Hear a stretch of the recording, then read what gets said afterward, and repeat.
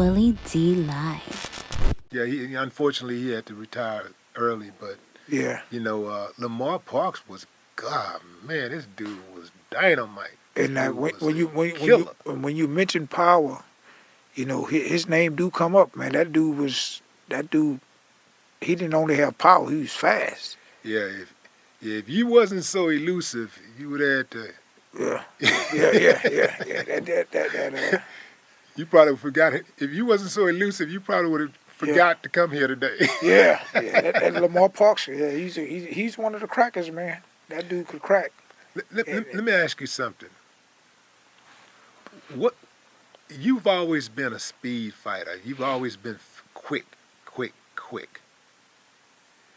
When you, if I was like if I was to like before the fight, before the Roy Jones fight, I had you guys like, boom. I was like, anybody can match Roy Jones' speed is Reggie. Because he's fast, very elusive, very fast. But in the Roy Jones fight, it was like, what happened in that fight? Like, what happened? Did Well, you was at that fight too, no? man. I got my ass whooped. No, For I saw what happened. But what I'm saying is that you had a game plan going in. right. Like, what was the game plan going in? Well, the game plan was to put pressure on Roy Jones and smother him and make him fight. Mhm. And if you go back and look at that fight, I think I like kind of like right in front of him, try to jump on him, Mhm. and dealing with the speed with if you only got hitting him or throwing punches on him, how can he? I don't know. I don't care how fast he is. How could he? And see, this is what a lot of people don't understand, man. There's so much history that go with boxing. When I got with this one promoter, he was out there trying to give it a Roy too, Murad Muhammad, and I was out there in Pensacola, and they promoted a fight in Pensacola where that's Roy's hometown, where he's from, and I was training at the gym, and I remember when I first met Roy, we got in there. I think we sparred like 3 days, and then he stopped coming. I think him and his dad was going through some stuff, but I even seen then, man, this dude's gonna be somebody to deal with in the future. And not only that was in my mindset, but they got this on HBO where Roy said it when we fought. When they interviewed him, he knew that. He told his dad, "No, I'm not sparring him. We're gonna end up fighting each other," and we ended up fighting each other. Mhm. And but I always knew this too, cause sparring with Roy, I know I caught Roy a couple of times with right hooks, and he wobbled. And and and you can only wobble a man if you can get to him to hit him there. But when the man got that skill set where you can't get to him, and Roy was that guy for a long time. He was the best fighter of our era. Yeah, yeah. I don't think you'll find too many people that would disagree with that. And this is another thing, Will. You know how many people I've had told me, say, "Well, Reggie, I know y'all wanted to deal with Roy's, not only his ring generalship, but his speed and just jump on him." But a lot of people say, "Well, man, really, Reggie, I think you kind of like overlooked your skill sets. I mean, you like your timing. A guy can be fast, and you still can make him miss. You still can out time him. You see what I'm saying?" And I was actually thinking that when you was talking. yeah. So I had a lot of people say, "Man, if you would have." Fought your fight. Yeah. Yeah. And if you really think about it, that's pretty much what Antonio Tarver did. Both of you guys are counterpunchers, though. Yeah. And so I'm assuming that you're thinking back, like, I can't sit back and wait on him because he's going to be sitting back waiting on me. Yeah, but It's like I got to bring the fight to him if I want that belt. yeah. Well, this is what you got to understand. If I want, I did one of them belts he had because that was a unification. I was champion and he was champion. That was a unification. So all the belts was on the line. That unified the light heavyweight division. Yeah. Yeah. Yeah, that was one of those. That was one of the few fights that I went to where like the audience was like, this was like maybe a half and half audience too. Like, and uh, people were like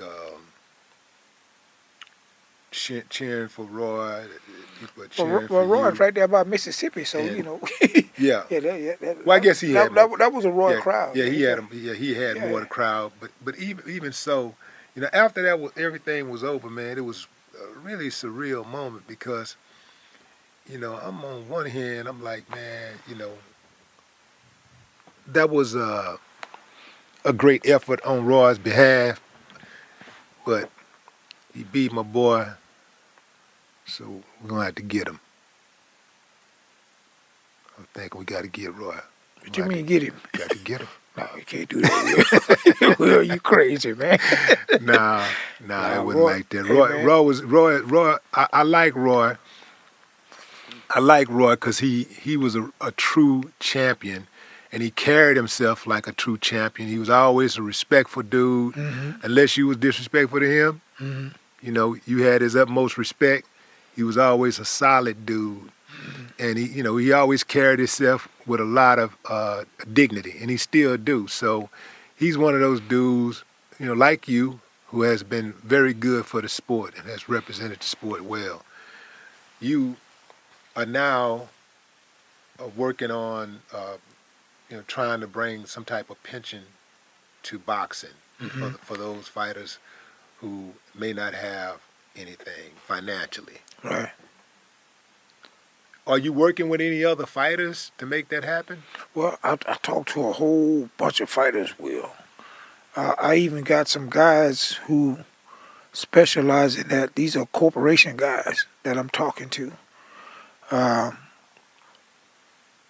That pretty much saying, Reggie, we with you. We agree with you on this. That this needs to have boxing needs some structure to take care of these fighters, and the hardest thing is to like bring everybody, because these guys is different states and stuff. I even got some people overseas like, oh man, that winning the world title, man, Reggie, that's wow, that's awesome. But if you could spearhead something that really clean this sport up and take care of these fighters, man, your Hall of Fame would be on the moon everywhere. That's what the company's got. Signed, sealed, delivered. Yeah. You would be a good ambassador for the sport because you got a good reputation. The fighters like you, and the fighters trust you, and you're passionate about the sport. I love the sport. It's my life. Yeah. You're very passionate about the sports. I know you go to the Hall of Fame and all those events and ceremonies every year. Yeah. So, and you're a fan also of the fighters. Sometimes when you do the same thing that somebody else do in a particular field, there's such a rivalry that it prevents you from giving another person their flowers or supporting that person. But you have no problem with that. You never had a problem with that. That's why I said you would make a good ambassador. Oh yeah, man. I mean, like you say, whether I'm in the sport or not, I love the ultimate sport of boxing. And I would love to see these guys have structure, take a stand and take care of them after the fight. If you think about a fight, I mean, I wonder what fight came the closest to making $1 billion in just one fight with, the two fighters, the big fight. I mean, and I've heard of Floyd Mayweather and Pacquiao. Yeah. One of those fights, but just think about it. Like right now, man, boxing is like it's not like the '90s and the early 2000s. And when I won the world title against Irish Steve Collins, and the ratings came out, did you know I was number 5? No, I didn't. And I'm the champion of the world, but that's how much talent that was in those all the weight divisions, even the heavyweights. Huh. Yeah, yeah. I'm the world champion, but I'm rated number 5 in the world. Well, I end up getting up to number 2, but yeah. But think about it.